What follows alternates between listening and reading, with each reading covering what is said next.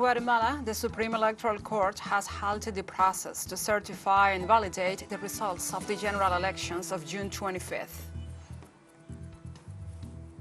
In France, about 160 people were arrested on Sunday night in connection to riots following the killing of a teenager of North African descent by a police officer.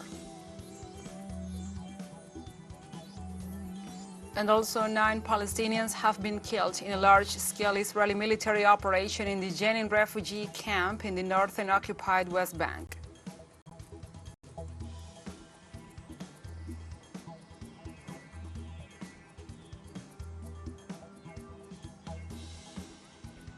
Hello from the headquarters of TeleSUR English in Havana, Cuba. This is From the South. I'm your anchor, Gladys Quesada, and these are the news. In Guatemala, the Supreme Electoral Court has halted the process to certify and validate the results of the general elections of June 25th. The Constitutional Court has granted a 5-day period for electoral boards to organize and carry out scrutiny hearings. Following this decision, there were social demonstrations in front of the Constitutional Court over the weekend. Protesters demanded new elections, arguing alleged electoral fraud. On the other hand, social organizations have warned against a possible attempt by some political parties to annul the June 25th elections. The country's electoral boards must repeat the scrutiny review hearing in which the political parties may present challenges to the tally sheets that, in their opinion, are confusing. And in this context, the presidential candidate of the SEED movement made serious accusations. The resolution issued tonight by the Constitutional Court is a resolution issued outside the legal framework because the Constitutional Court had no jurisdiction to hear this amparo. They are acting outside the legal framework with the approval of the courts, in this case the Constitutional Court. My interpretation is that they are desperate because they know that the people of Guatemala have spoken and that the days of the corrupt in this country are numbered. On Sunday, Mexican former federal judge, prosecutor Gualberto Ramírez Gutiérrez was indicted for the crimes of torture and the forced disappearance in the case of the 43 Ayotzinapa students in September 2014. Gualberto Ramírez Gutiérrez, who is currently under pretrial custody at the time of the sinister, was the head of the anti-kidnapping unit of the Specialized Deputy Attorney General's Office for Organized Crime Investigation. Ramírez Gutiérrez was arrested last June the 26th and has been indicted along with former Attorney General Jesus Murillo Caram, currently under custody, and with former Criminal Investigation Agency head of the then Attorney General's Office, Tomás Cerón, which the authorities are trying to have extradited from Israel to where he escaped.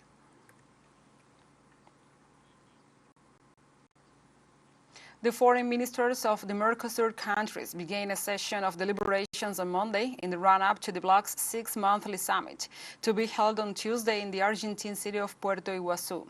The ordinary meeting of the Common Market Council, the bloc's political decision-making body, is attended by foreign ministers from Argentina, Brazil, Paraguay, and Uruguay and Bolivia, in the process of full membership. At the meeting, the ministers of the bloc, founded in 1991, will define the decisions and documents that will be put into the consideration of the presidents on Tuesday. Santiago Cafiero, foreign ministers of Argentina, pointed out that Mercosur is a platform for production and economic and social development from which they connect with the world because Mercosur is their main instrument of international insertion.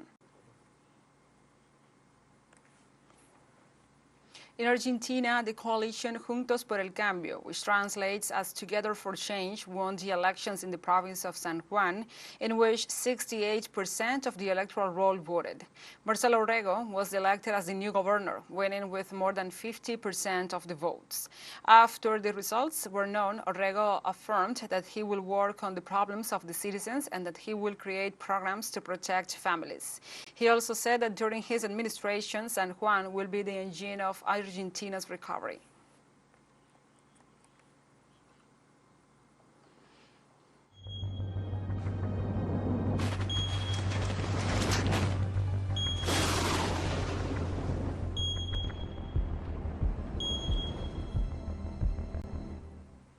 Now we move on to other topics. In Uruguay, the agricultural emergency caused by the drought is forced nationwide, while in Montevideo, Canelones, and the metropolitan area of the government declared a water emergency. The previous week, the Paso Severino Dam, the main source of water for the capital, lost 1 million cubic meters of the vital liquid, which at this point is drinkable but not potable. The Minister of Environment, Robert de Bouvier, defined that if the Paso Severino drip dried up, this will be the end for drinkable water. According to the President, Luis Lacalle, a provisional dam is in execution to transfer water from the San Jose River to the Santa Lucia River, which will take 1 month to complete to allow the supply.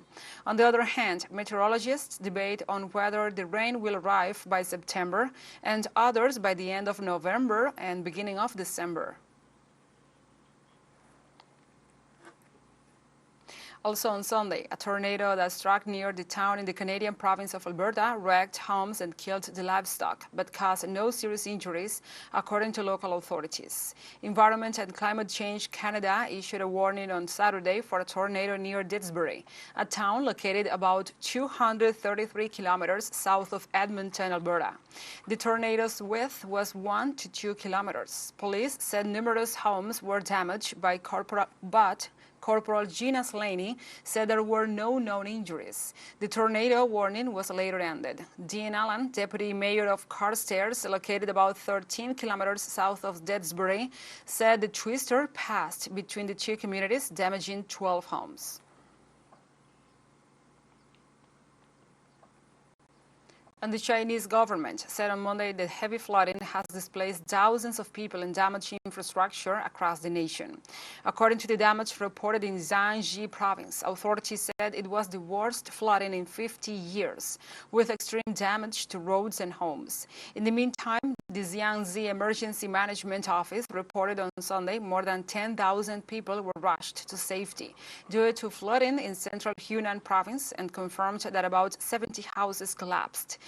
2,283 homes were damaged and the farmland was flooded. Despite the losses estimated to be at least $79 million, so far officials confirmed no fatalities due to the floods. In 2021, more than 300 people died in the central province of Henan due to flooding. And also, the UN High Commissioner for Human Rights, Volker Turk, warned on Monday that the ongoing climate crisis is severely threatening people's right to food caused by extreme weather events and disasters that devastate the crops, fisheries, and ecosystems. He urged the world leaders to act urgently and decisively, highlighting the need to phase out fossil fuels. Our topic this morning is the right to food, and clearly this is comprehensively threatened by climate change. Extreme weather events and both sudden and gradual disasters caused by climate change wipe out crops, herds, fisheries, and entire ecosystems. Their repetition makes it impossible for communities to rebuild and support themselves. As global heating accelerates, these repercussions will grow more widespread and more intense. No country will be spared. The worst hit will be people in countries where there is already food insecurity and where protection systems are not sufficiently robust to respond effectively to climate shocks. Often these are countries that benefited little from industrial development and contributed next to nothing to the industrial processes which are killing our environment and violating rights. If this is not a human rights issue, and now let's take a short break. But remember, you can join us on TikTok at TeleSUR English, where you will find the news in different formats, news updates and more. We have other stories coming up, and as always we say, stay with us.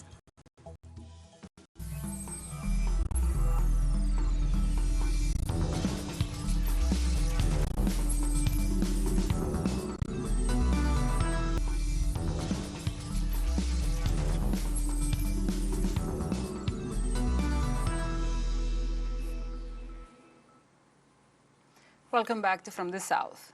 About 160 people were arrested on Sunday night in connection to riots that have rocked cities across France following the killing of a teenager of North African descent by a police officer, the Interior Ministry said on Monday. The ministry said 157 people were arrested overnight, down from over 700 arrests the night before and over 1,300 on Friday.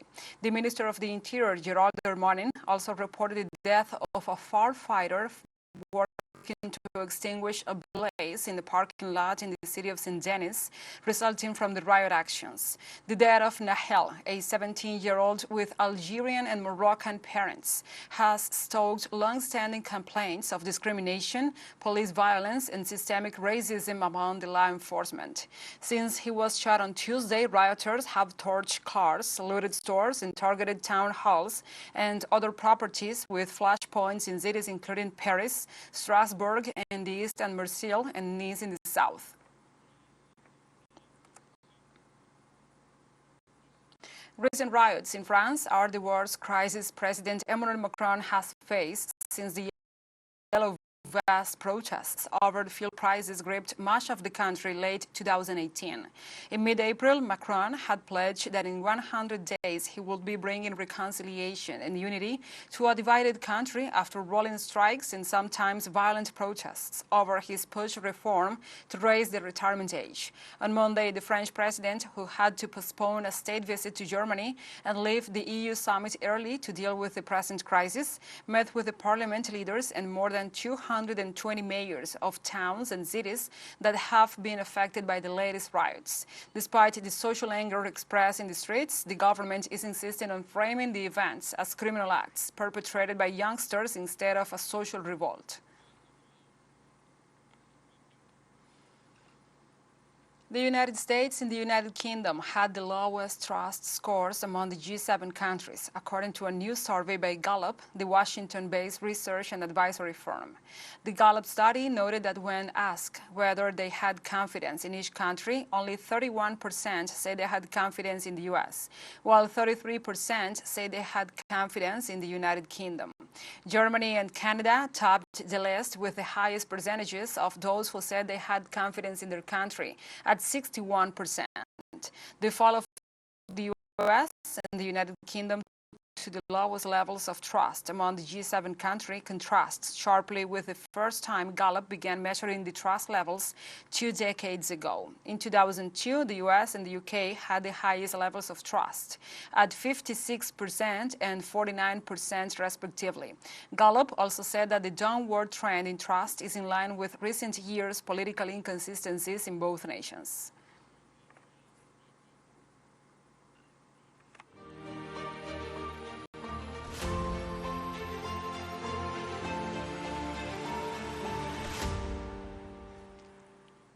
We move on to other topics now. Russian Defense Minister Sergei Shoigu praised his army's loyalty during an armed uprising by the Wagner military group, which targeted the country's senior military leadership. We are talking about the attempt on June 23rd through the 25th to destabilize the situation in Russia. These plans failed, primarily because Russian soldiers remained loyal to their oath and military duty. The provocation didn't affect the action of the groups of troops involved in Russia's offensive in the Ukraine. The servicemen courageously and selflessly continue to solve the attacks entrusted to them. I thank the staff for their conscientious service. And TeleSUR English launches its own videos on demand site for you to go and revisit our interviews, the top stories, the special broadcastings, and more. Just go to the top left corner in our website homepage and click in the video option to access our VOD platform. And now we will have a short break. Stay with us.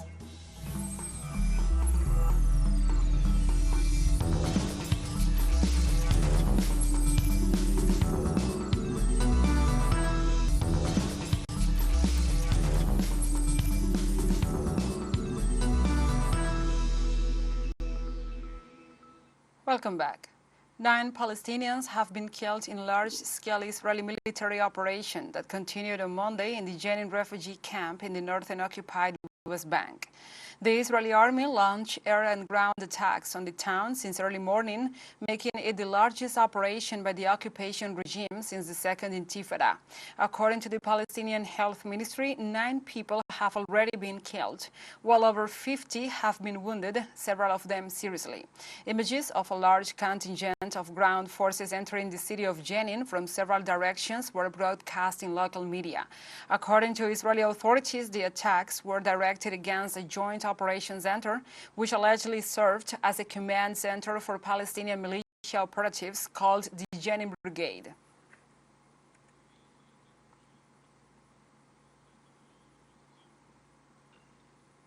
Also on Monday in Palestine, a 21-year-old man was killed by Israeli gunfire in the occupied city of Ramallah. The Palestinian Health Ministry reported that Mohammed Imad Hazani was shot in the head and died hours later in a city hospital.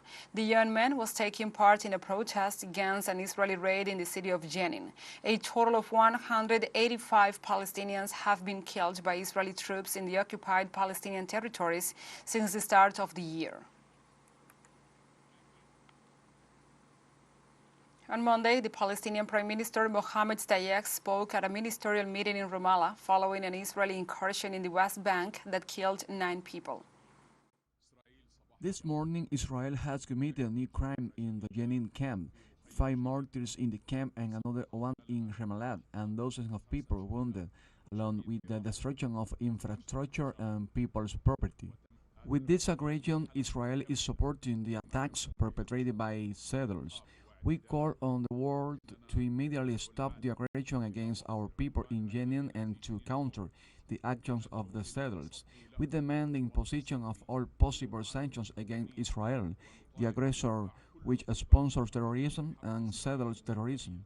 We also call to confront settlement that aims to confiscate more Palestinian land.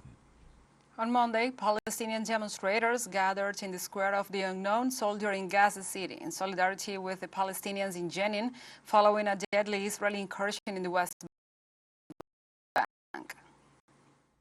This is a barbaric aggression by the forces of the Israeli enemy against our people in Jenin.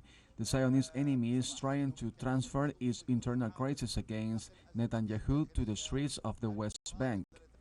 The large-scale military operation against the Jenin camp is a serious escalation by the occupying forces against our Palestinian people, for it used planes and tanks on a narrow road and crowded refugee camp. The occupying forces bear full responsibility for the repercussion of this great crime in Jenin. And the Arab League described the latest incursion into occupied Palestinian territories by the Israeli army as a war crime. The intensified operations have left at least 8 people dead and over 30 wounded in the West Bank.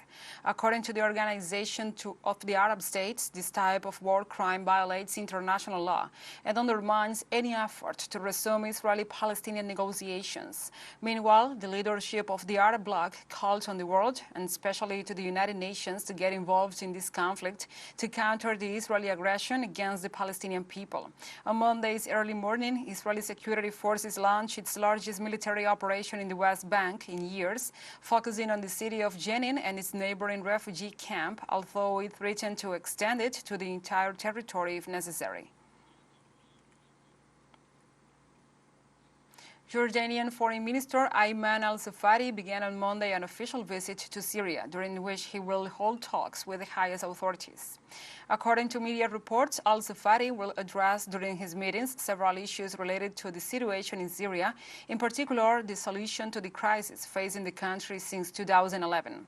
The head of the Jordanian diplomacy will discuss with local officials an Arab initiative on the situation in Syria and the refugee issue.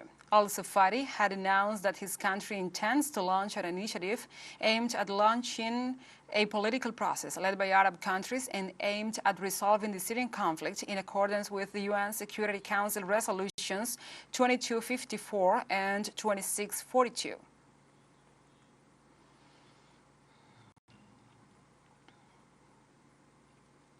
On Monday, Iranian Foreign Ministry spokesperson Nazer Kidani praised the effects of Iran's membership in the Shanghai Cooperation Organization, regarding common economic development.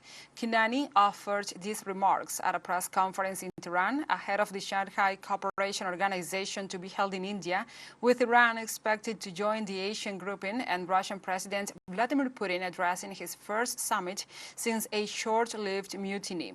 Chinese President Xi Jinping will also attend the virtual summit of the 8th member SCO alongside the leaders of Central Asian countries. Russian Foreign Minister Sergei Lavrov on Friday said the full membership of Iran will be approved at the summit, which will be chaired by Indian Prime Minister Narendra Modi. Tehran has intensified its diplomacy and foes alike in recent months, seeking to alleviate its isolation, improve its economy, and project strength. And like this, we have come to the end of this news brief. But remember, you can find this and many other stories on our website at telesurenglish.net. And also, if you feel so inclined, please join us on social media for all the latest news. We are on Facebook, Twitter, Instagram, Telegram, and TikTok. For TeleSUR English, I'm your anchor, Gladys Marlenis Quesada Cruz. Thank you for watching.